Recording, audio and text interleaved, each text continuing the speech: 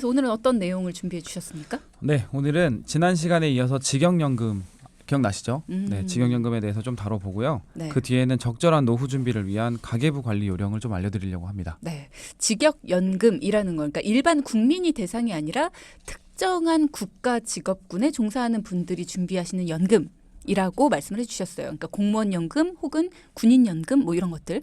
네, 맞습니다. 이제 국민연금이랑 직영연금이 큰 차이가 있는 건 아니지만 몇 가지 특징은 좀 있어요. 그래서 그런 거 짚어드리고 실제로 국민연금 가입자만큼은 아니지만 꽤나 많은 분들이 직영연금에 가입하고 계십니다. 그래서 한 번쯤은 좀 알려드리고 다뤄보는 게 좋을 것 같아서 준비했습니다. 네, 연금을 준비할 때 또는 이미 연금을 준비한 상황이시라면 언제부터 얼마를 받게 될지를 알아두는 게 되게 정확하게 알아두는 게 핵심이라고 말씀을 드렸어요. 그래서 국민연금은 내 곁에 국민연금이라는 어플을 통해서 확인할 수 있다고 말씀드렸고 네. 공무원연금의 경우에는 공무원연금공단 홈페이지에 들어가시면 확인이 가능합니다. 그리고 군인연금은 군인연금 홈페이지 들어가셔서 확인이 가능하고요. 이제 아무래도 연금을 관리하는 주체가 국민연금과 공무원연금, 군인연금 등 각각 정해져 있기 때문에 소속되어 있는 단체 홈페이지에서 확인이 가능하게 되는데 네. 이렇게 내가 가입한 연금을 몇 세에 얼마나 받게 될지 그 연금 예상액을 각각의 홈페이지에서 먼저 파악해 두는 게 좋고요. 그래야 부족분을 어디서 더 채울지 그 다음에 고민할 수 있기 때문에 미리 파악해 두시는 게 좋겠습니다. 네. 지난주에 우리 방송 끝나고 나서 네. 직업이 선생님이신 분이 뒤늦게 질문을 주셨는데 내 곁에 국민연금 그 어플을 통해서 나중에 내가 얼마를 받게 되지? 라는 거를 이제 알아보시려고 나중에 노후연금 얼마를 받는지 조회를 해보는 걸 하셨는데 네. 안 나온다고 공무원연금 계속 붙고 있었는데 이게 공무원연금공단 그쵸. 홈페이지를 그쵸. 들어가 네. 봐야 되기 때문에 네. 그랬군요. 네. 먼 미래의 일을 정확하게 파악해서 준비하는 게 어려우니까 일단은 하나하나 차근차근 확인하고 준비하는 게 중요하다라는 말씀 해주셨습니다. 그 첫 시작 두 분이 강조해 주신 것처럼 미래에 확정적으로 받게 될 연금액 나는 얼마인가 이걸 먼저 확인을 하시는 겁니다. 근데 궁금한 게 공무원이나 군인 생활을 하다가 다른 직장을 갖게 될 수도 있는 거고요. 아니면 공무원이나 군인 생활을 하다가 은퇴를 하셨어요. 근데 아직 건강하단 말이죠. 그럼 다른 일을 시작하실 수도 있잖아요. 그럼 이런 경우에는 직역연금을 가지고 계시다가 국민연금으로 전환을 하는 거예요. 어떻게 돼요? 네, 아주 또 중요한 질문 해주셨는데요. 말씀하신 것처럼 이상과 현실의 차이로 또 은퇴 시기는 뭐 한참 낮아지긴 했지만 또 일도 그만두시고 일반 직장으로 옮기시는 분들도 정말 꽤 많으실 것 같아요. 네, 그리고 또 정년을 다 채우고 은퇴하신 60대 분들 중에서도 뭐 요새는 대부분 건강하시잖아요. 그렇죠? 네. 그래서 이제 하시던 일을 경력 삼아서 개인적인 사업을 하시거나 뭐 아니면 자영업에 도전하시는 분들 정말 많고요. 그래서 다른 회사에 취직하는 경우도 있고요. 그래서 이럴 때는 공적연금 연계 제도를 활용하시면 좋습니다. 공적연금 연계제도. 네. 어렵네요. 이게 뭔가요? 네. 정부가 운영하는 연금으로 국민연금과 직영연금 모두 통틀어서 우리가 공적연금이라고 하죠. 네, 그래서 여기에 해당되는 모든 사람들은 의무적으로 가입을 하게 되고 공적연금의 경우 쭈디님 최소 납입 기간이 어느 정도 되시는지 아세요? 10년? 맞아요. 10년 정도가 되십니다. 그래서 국민연금, 공무원연금은 10년으로 정해져 있고 군인연금은 20년을 내야 하게 되어 있습니다. 그래야 노후 시기에 평생 연금을 받게 되는데요. 네. 이 공적연금 연계제도라고 하는 어렵죠. 것은 이 기간을 채우는데 이 의무적으로 내야 하는 기간을 채우는데 문제가 생기지 않도록 연금 납입 기간을 연장해서 인정해주는 제도입니다. 그러니까 예를 들어서 국민연금 가입자가 공무원 시험에 합격할 수 있잖아요. 그렇죠. 그래서 합격해서 공무원연금을 납부하게 되거나 또는 뭐 직업군인으로 군 복무 중에 있었던 분이 부상을 입으셔가지고 뭐 예를 들어 전역을 했어요. 그리고 사회에 나오셔가지고 다른 직장을 얻게 돼서 이제 국민연금 가입하게 되는 분이 됐다면 기존 직장에서 연금을 납부하던 기간과 남은 기간이 있겠죠. 그렇죠. 네, 그래서 그 남은 기간을 새로운 직장에서 가입한 연금을 납입하는 그것으로 대체를 시켜주는 겁니다. 연계를 시켜주는 거죠. 그렇게 함으로써 공백 기간이 서로 발생하지 않도록 그래서 나의 노후가 이렇게 안전하게 연금을 계속 받을 수 있는 이런 것들을 만들어주는 제도입니다. 근데 국민연금과 예를 들어서 국민연금과 군인연금은 나중에 연금화했을 때 어떤 비율 뭐 이런 것들이 다르잖아요. 연금화했을 때 비율이요. 그러니까 뭐 받게 되는 그런 게 다르지 않나요? 아니에요. 그냥 내는 금액이 다른 건가요? 아무래도 퍼센트를 말씀하시는 걸까요? 뭐 공제되는 금액? 뭐 아니면 그러니까 연금을 낼 때 아. 국민연금과 이해하셨어요? 그러니까 나의 질문을? 그러니까 내 연봉에 따른 어떤 납입해야 되는 퍼센트를 말씀하시는 건가요? 아니요. 납입하는 금액이 달라질 수는 있는데 납입하는 금액의 문제가 아니라 네. 수령하는 수령을 할 때 말씀이세요? 연금으로 수령을 할 때 네. 뭔가 국민연금에서 받는 수령액과 네. 공무원 연금에서 받는 수령액이 낸 금액이 달라서 수령액이 다른 거예요? 다르고요. 그죠? 네네 다르고 그리고 이제 그 납입하신 기간, 납입하신 금액 다 산정하는 방법이 달라서 그러니까 네 맞아요 달라서 그 말을 하고 싶어요. 산정하는 방법. 네 산정하는 방법 그 말이 생각이 안 나. 네 다릅니다. 달라서 내가 얼마나 우리 그 이제 활동을 했는지 그리고 또 언제 시점에 전환을 했는지 또 그리고 또 그 이후에 공적연금은 얼마를 납입했는지에 따라서 계산하는 방식이 다른데 네 어렵습니다. 그래서 아무래도 이제 그 산정하는 그 퍼센테이지나 이런 거는 저희가 홈페이지에 다 나와 있어요. 허나 계산하기가 어려워서 제가 저번에 말씀드린 것처럼 센터에 전화를 하셔서 도움 요청을 하시는 것이 가장 현명합니다. 아니면 저희도 있고요. 네. 아니면 그냥 검색을 했을 때 네. 요즘에는 그 표가 있어요. 어. 그 나이대별로 몇 년을 납입하면 몇 세쯤에 얼마를 받는다 이런 표가 있기 때문에 그 인터넷에서 그걸 검색해서 보셔도 됩니다. 제가 궁금한 건 방금 이지한 전문가가 대체 인정을 해준다라고 했잖아요. 네. 그럼 대체 인정을 해준다라는 건 공무원 연금, 군인 연금을 내다가 국민연금으로 갔을 때 네. 군인 연금의 그 산정 방법을 계속 적용을 시켜주는 건지 아니라는 거죠. 아니라는 거군요. 네. 제도가 아니지만- 바뀌었으면 그 제도에 맞는 것으로 기간만 채워주는 겁니다. 네. 기간만 네, 기간만. 채워준다. 그렇군요. 네, 네. 알겠습니다. 그래서 어쨌든 이 공무원연금도 이제 국민연금처럼 최대 5년 전부터 조기연금 신청해서 또 앞당겨도 받을 수 있습니다. 그때 우리 저번 시간에 말씀드렸죠. 조기연금 맞아요. 신청 가능하다고. 그래서 앞당겨서 받으실 경우에는 매년 5%씩 감액된 만큼을 또 받게 돼요. 그래서 그런 부분도 참고해 주시면 좋을 것 같아요. 지난 시간에 유족연금에 대한 질문을 몇 개 받고 마쳤었죠. 유족연금에 대해서 여전히 궁금하거나 이해가 잘 되지 않는 분들도 꽤 있으실 것 같은데 조금 더 보충 설명을 해주신다면요. 네. 유족연금은 국민연금에 이제 10년 이상 가입자 혹은 가입했던 사람이 사망할 경우나 이렇게 좀 제가 꼬이네요. 네. 자, 입을 가입했던 한번 사망이 가입했던 사람이 사망할 경우나 노령연금이나 뭐 장애 등급 2급 이상의 장애인 분들이 이제 연금을 받던 사람이 사망하게 되면 그 유족에게 이어서 지급하는 제도를 유족연금이라고 하잖아요. 그렇죠. 네. 근데 사망일 기준으로 납부한 기간이 총 납입 기간의 3분의 1 이상이 되어야 합니다. 그러니까 3분의 1 이상은 무조건 내야 한다는 거죠. 그렇죠. 유족연금을 네. 받으려면. 일단 이 기본적인 원칙은 무엇이 더 큰가를 비교를 하는 거죠. 무엇이 더 유족연금을 큰가? 받을 때. 그래서 기본적으로 내 노령연금과 유족연금의 크기를 비교하는 겁니다.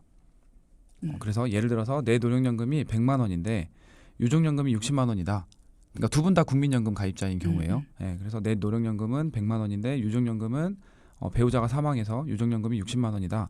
그러면 내 노령연금을 선택해서 받는 게 더 크겠죠. 그렇죠. 그렇게 되면 내 노령연금을 100만 원에 유족연금 60만 원의 30%니까 18만 원이 되겠죠. 두 개를 더 합쳐서 118만 원을 받게 됩니다. 네. 그런데 내 노령연금이 70만 원인데 유족연금이 100만 원이다. 그러면 유족연금이 더 크죠. 그런 경우는 유족연금을 선택해서 그냥 100만 원을 받으시면 됩니다. 이거는 두 분 다 국민연금에 가입했을 경우예요. 네, 두 분 다 국민연금일 경우에 그러면은 두 분이 모두 공무원연금일 경우에는 어떻게 돼요? 네, 저번 시간에 아주 짧게 말씀도 드리긴 했는데 두 부부가 모두 공무원연금을 가지고 있는 경우라면 국민연금과 같이 더 많이 나오는 것을 선택할 필요가 없고요. 그냥 본인 공무원연금에 배우자 유족연금의 50%가 지급됩니다. 네, 그래서 국민연금보다는 조금 더 간소화돼 있고 더 지급을 많이 하게 되어 있습니다. 지금 들으면서는 뭔가 간단해요. 근데 막상 내 경우를 계산해 보자면 이게 좀 어렵죠. 그렇기 때문에 여러분도 나는 어떻게 계산을 해야 됩니까? 나는 어떤 게 더 유리해야 할까요? 이런 것들을 좀 물어보고 싶다 하시다면 전문가의 도움을 요청해 보시면 좋을 것 같습니다. 그러면 자, 세 번째 경우가 있죠. 한 분은 국민연금을 가지고 있고 한 분은 공무원연금을 가지고 있어요. 그렇다면 어떻게 될까? 네, 이 경우도 어렵지 않습니다. 네, 서로 중복되는 경우가 아니라면 본인의 노령연금 또는 공무원연금과 배우자의 유족연금을 함께 받게 됩니다. 그러니까 국민연금 가입자인데 배우자가 공무원연금이에요. 근데 배우자가 사망을 했어요. 그러면 내 노령연금 플러스 공무원연금 갖고 있었던 배우자의 유족연금을 받게 되는 거죠. 감액이 없습니다. 아하, 네, 그렇군요. 중복해서 다 받는 거죠. 이제 좀 정리가 되는 것 같습니다. 네. 정리를 너무 잘해주셔가지고 제가 깜짝 놀랐어요. 네, 또 이 밖에도 많은 분들이 고민하시는 사항이 하나 더 있습니다. 국민연금을 갖고 있거나 공무원연금 같은 직영연금을 가지고 계신 분들이 그동안 가입했던 기간을 토대로 나중에 연금이 얼마나 나올지 또 예상 수령액을 검색해 보시잖아요. 그죠. 네, 근데 막상 또 열어보니까 통계적으로는 1인 노인 가구 월 평균 필요 생활비는 120~30만 원. 사실 이것도 평균이라서 좀 낮은 수치죠. 그리고 또 2인 노인 가구 월 평균 생활비는 200만 원이 넘습니다. 그래서 이에 비해서 실제 수령액은 보통 100만 원대잖아요. 네, 그러다 보니까 좀 부족하다 보니까 통계적 수준 정도가 되는 노후 자금을 준비하기 위해서 혹은 그보다 더 준비하기 위해서 어떻게 하면 좋을지 정말 많이 궁금해하세요. 맞아요. 네. 지금까지 열심히 일하면서 월급에서 꼬박꼬박 나갔던 그리고 또 매달 허리띠를 졸라 매면서까지도 국민연금 꼬박꼬박 납입을 했던 그런 많은 분들. 그 연금 비용이 노후에 충분히 돌아오면 참 좋겠죠. 하지만 그렇지 못한 상황이라 고민이 된다 하시는 분들 꽤 있으실 것 같아요. 네, 그렇죠. 그렇죠. 2023년 7월 한 기사에 따르면 평균 소득자가 10년 동안 그 국민연금을 납부하고 노후에 받을 수 있는 연금액이 35만 7천 원 정도라고 하는 그 보도가 있었는데요. 와. 이게 소득 대체율의 한 50% 정도 불과한 수치라고 보도를 했습니다. 원래 1988년에 국민연금이 처음 도입될 이 당시에는 그 40년 가입 기준으로 이 소득 대체율을 70%까지 대체를 하겠다라는 어떤 각오치가 있었는데 목표치가 있었는데 이게 50%로 낮아진 겁니다. 지금 현재 상황이. 그런데 외환 위기를 거치고 인구도 급격히 감소한 데다가 고령화가 또 급격하게 또 진행되면서 2028년도에는 50%가 아니라 40%까지 하락할 것으로 또 예상을 하고 있어요. 소득 대체율이 낮아질수록 우리한테 뭔가 불리하다는 느낌이 드는데 맞아요. 소득 대체율이 뭐예요, 구체적으로? 그러니까 소득 대체율이라는 거는 40년 동안 연금을 냈을 때 연금을 수령하는 때가 되면 예를 들어서 평균 소득이 한 100만 원 정도 하던 사람이 이 연금을 받았을 때 연금이 이 소득에 얼만큼을 대체해 줄 수 있느냐 이거를 따진 건데 이 소득 대체율이 70%라고 하면 난 100만 원 벌던 사람이 연금 70만 개시하면 원 70만 원을 이제 받겠다. 받게 되는 그런 상황인 거죠. 근데 이 70%에 대한 목표치가 현재 상황을 보니까 10년 정도 납부한 사람들이 35만 원 정도 받는다 했잖아요. 그 정도 수준으로밖에 지금 못 받는 상황이 된 거예요. 그러니까 50% 정도를 지금 보고 있는데 이게 40% 정도라고 한다고 하면 이제 더 낮아져. 더 낮아진 거죠. 그러니까 30% 정도가 내 노후에 받아야 할 그 상황에 공백이 생기는 거예요. 그러네요. 그쵸. 이거를 또 어떻게 준비를 해야 되나. 그렇죠, 그렇죠. 그럼 예를 들어 100만 원 받던 사람이 이제 50만 원 정도 받는 거라면 70만 원보다도 30만 원 정도가 더 낮아지는 그쵸. 거니까 이 갭을 점점 커질 수 있다라는 이 갭을 어디선가는 미리 보충을 해야 된다는 거죠.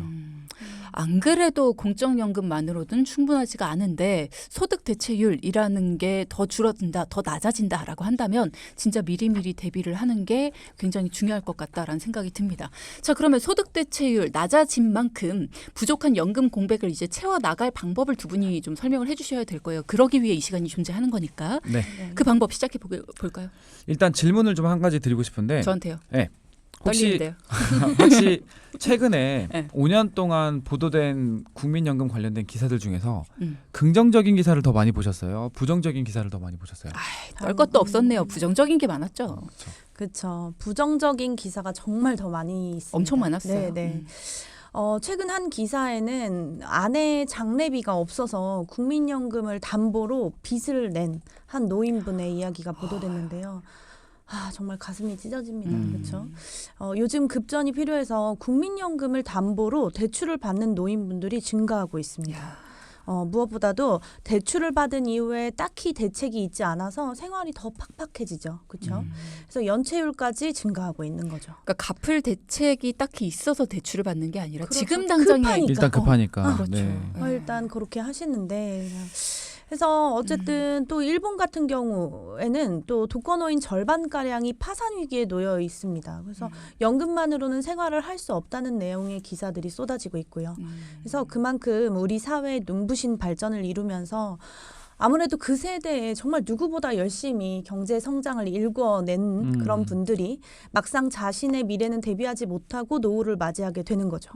그래서 이런 안타까운 상황이 계속 있는데 그렇기 때문에도 더더욱 안일하게 생각하시면 안 됩니다. 지금 준비하시는 분들 정말 하루빨리라도 안정적인 노후를 대비할 준비와 필요성이 있습니다. 전 진짜 안타까운 게 그 시대에, 그러니까 우리 부모님께서 젊으셨을 때 그 시대에 이 돈키호테가 있었으면 봐봐요. 은행에서도 나이스죠. 예적금 했을 때 예금 돈만 맞아요. 맡겨놔도 10%까지 할 게 많았어요. 맞아요. 진짜 네. 그냥 돈만 맡겨놔도 이자로 먹고 살 수 있는 맞아요. 시대였잖아요.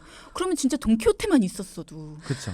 정말 지금보다 훨씬 더 아름다운 솔루션을 막 무지막지하게 드릴 수 그럼요. 있는데 노후 준비 잘 못했어요라고 해도 맞아요. 해결책들이 무궁무진하게 많았죠. 나올 거 근데 아니에요. 다 안정적인 거야. 맞아. 그렇지. 엄청났죠. 맞아. 그러면 앞으로 또 시간이 지나고 나서는 또 그때 가서도 또 돈키호테가 필요했다 이런 날이 올 겁니다, 여러분. 청취율 조사 전화 좀 잘 듣고 받아주세요. 계시죠, 그 말씀이 하시고 싶은 거였구나. 그때 그런 건 주혜경 아니었는데. 아나운서가 너무 도움이 됐다. 뭐 이런. 아니에요. 네. 지금도 아무튼 뭐, 뭐, 네. 뭐 다시 본론으로 돌아오면 네. 네, 뭐 물가도 안정적이고 금리도 높지 않은 뭐 그런 상태로 평생 유지할 수 있다면 얼마나 좋아요. 그렇죠. 근데 그런 부분은 우리가 어떻게 할 수 있는 문제가 아니기 때문에 지금부터 하루라도 빨리 이 노후 자금을 적극적으로 마련하는 게 중요합니다. 맞습니다. 그 중에서도 특히 가계부를 작성하는 게 가장 쉬운 데다 뭐 가장 먼저 할 수 있는 일이 아닌가 좀 싶은데요. 이 가계 지출을 통제하고 수입 관리를 어쨌든 해야 됩니다. 그래서 잉여 자금을 건강하게 재테크를 해두는 게 노후 자금을 가장 많이 확보할 수 있는 가장 쉽고 좋은 방법이죠. 그래서 지금부터는 현실적으로 이 노후 자금을 마련하고 노후를 준비할 수 있는 실질적인 방법을 좀 알려드리겠습니다. 여러분 오해하지 마세요. 가계부를 써야 된다라는 말이 뭐야 당연한 얘기 너무 기본적인 얘기 이렇게 생각하실 게 아니라 실제로 가계부 쓰세요? 안 안 쓰는 써요. 분들이 대부분일걸요. 맞아요. 그러니까 이게 중요하다라는 걸 알면서 못하기 때문에 짚어드리는 거예요. 맞습니다. 노후 자금 마련을 위한 가장 기본적인 첫걸음은 가계부 쓰기. 그럼 가계부 그냥 쓰세요가 아니라 가계부 쓰려면 뭐부터 해야 돼요? 그렇죠. 나에게 필요한 연금액을 준비하기 위해서 첫 번째로 내가 노후에 필요한 한 달 생활비가 얼마나 될지 먼저 파악해 보는 게 중요합니다. 실제로 계산을 좀 해보면 네. 내 현재 생활을 최소한으로 유지한다고 가정해서 필요한 만큼을 계산을 해보는 거죠. 네. 거기에 플러스 알파를 하면 대략 나에게 필요한 한 달 생활비가 나올 거잖아요. 그죠? 네, 그래서 많이들 드시는 뭐 우리 이 얘기 정말 많이 하는 짜장면, 자장면 예를 들어볼게요. 두 분 짜장면 많이 드시나 봐요. 그쵸? 이런 이야기 할 때는 많이 네, 먹습니다. 이제 대표적으로 왜냐하면 뉴스에서도 짜장면 단가를 보도하면서 물가 상승을 예를 든 경우가 많아서 제가 좀 말씀을 드리는데 네. 그래서 이 짜장면이 지금 평균 뭐 7, 8천 원 정도라고 하면 네. 그럼 삼시세끼를 내가 이렇게 기본적인 식사값으로 소비를 한다 가정하면 세끼에 2만 1,000원. 그렇죠. 그리고 또 한 달이면 60만 원 정도가 나올 거예요. 그리고 또 휴대폰 요금은 뭐 이제 실버폰, 알뜰폰 이런 거 사용하시면 평균 3, 4만 원 정도 나오고요. 그래서 그 다음으로 내 집 보유하고 있으면 관리비 같은 거 나올 거잖아요. 공과금 평균 2, 30만 원 정도 나오고 보험료로 또 평균 20만 원 이상 나올 겁니다. 그렇죠? 그리고 또 집에만 있을 수는 없잖아요. 물론이죠. 또 손주들 용돈도 줘야 되고 네, 또 집에 있으면서 간식이나 또 노인분들은 영양제 같은 거 잘 챙겨 드셔야 되고 네, 우리 주디가 말한 것처럼 쇼핑도 가끔은 해야 될 거고요. 그래서 여기에 최소한의 문화생활 또 이제 TV 같은 거나 인터넷 있잖아요. 그쵸. 공과금, 고정 공과금, 결합상품 뭐 이런 거 하시면 2만 원 정도 나오는 것 같아요. 그럼 여기까지만 해도 벌써 한 120만 원 정도 될 것 같습니다. 그쵸? 기본적인 것만 했는데 120만 원. 정말 저희 숨만 쉬었습니다. 네. 먹긴 했어요. 숨도 쉬고 그쵸? 먹기도 했어. 그래서 기본적인 거 하니까 이렇게 나왔어요. 네. 그래서 여기서 멈출 수가 없죠. 우리 건강보험료 또 납입하셔야 되고 그러네. 또 뭐 주택 있으시면 또 세금도 내셔야 되고 그러면은 그냥 기본적으로 150만 원은 훌쩍 넘어가겠습니다. 근데 또 문제는 나 혼자 사는 게 아니에요. 일단 은퇴하시고 직후에는 배우자와 함께 하실 거잖아요. 그러면은 최소 200 넘습니다. 네. 그러니까 이거를 계산을 해봤어야 되는데 나는 나중에 최대한 아낄 거야. 그럼 괜찮아. 네. 이렇게만 생각을 하셔도 그래도 200만 원이라는 거예요. 그래도 150만 원이라는 거거든요. 그렇죠. 그러니까 일부 뉴스 기사 같은 데 봐도 평균적으로 노인 1인의 생활비가 95만 원, 100만 원 든다. 이분들은 정말 우리가 말한 문화생활 이런 것들도 다 안 죽여버린 하고, 거죠. 쇼핑도 하시는 안 하고. 거죠. 네. 네. 네. 그러니까 그래 버린 거거든요. 그렇죠. 그게 진짜 근거 없는 말이 아니었던 거예요. 그렇죠. 네, 네. 네, 사실 이건 어떤 하나의 기준점일 뿐입니다. 네, 실제 노후 시기에 이보다 더 생활비가 필요할 수도 있고요. 심지어 지금 기준의 금액이기 때문에 향후 금리의 변화나 물가 상승 등을 고려하면 더 많은 금액이 필요할 겁니다. 그렇죠. 그래서 일단 현재 기준이긴 하지만 이 200만 원을 목표로 두고 현재 나와 내 배우자의 국민연금 또는 직영연금의 예상액을 파악했을 때 부족한 금액을 계산을 해야죠. 그래서 이 계산이 된다면 예를 들어 두 사람 합산이 160만 원이 될 수도 있고요. 뭐 100만 원이 될 수도 있고 뭐 120만 원이 될 수도 있고 다양하겠죠. 그렇다면 이 목표로 한 200만 원에서 해당 금액을 뺀 나머지가 현재 미리 준비해야 할 노후 자금이 되는 겁니다. 그렇죠. 그러면 어떻게 준비합니까? 그 차액분.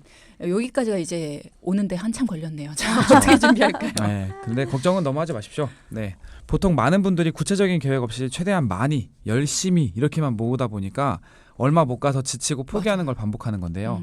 돈을 모으는 것도 사실 재미가 있어야 하고 보상이 있어야 합니다. 그래서 당근 없이 책찍질만 하니까 이제 뭐 복잡한 경제 상황에 놓여 있는데 뭐 지금 먹고 살기도 힘들어 죽겠는데 무슨 미래가 어딨냐. 내 맘 어떻게 그렇게 살아라.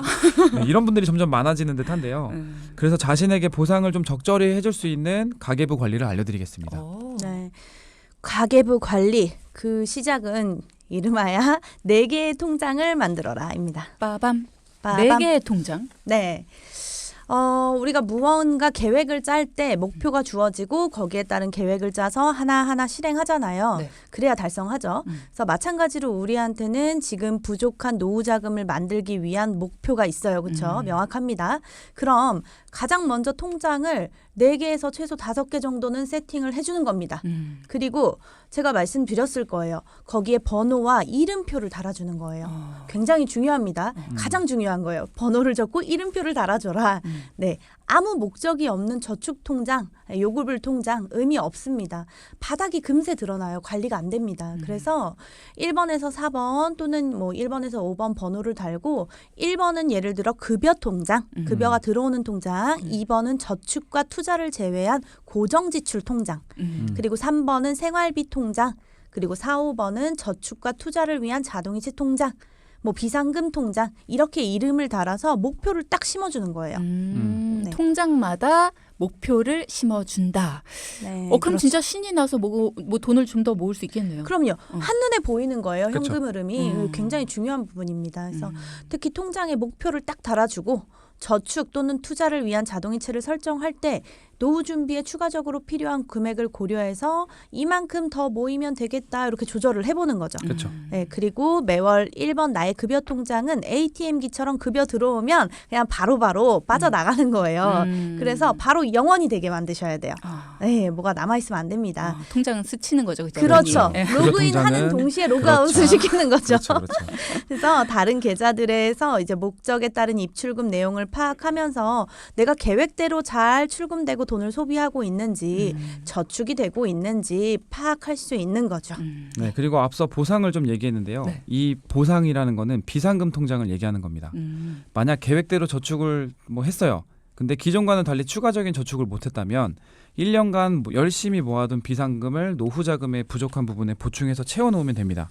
그런데 계획대로 저축을 좀 했더니 추가분까지 저축을 잘한 거예요. 그러면 이 비상금은 그냥 오로지 나의 연말 보너스가 되는 겁니다. 보너스. 그래서 나에게 주는 선물이 되는 거죠. 이렇게 4개에서 5개 정도의 통장에 이름을 달아주고 목표를 심고 계획을 실천해 나가다 보면 생각보다 재밌습니다.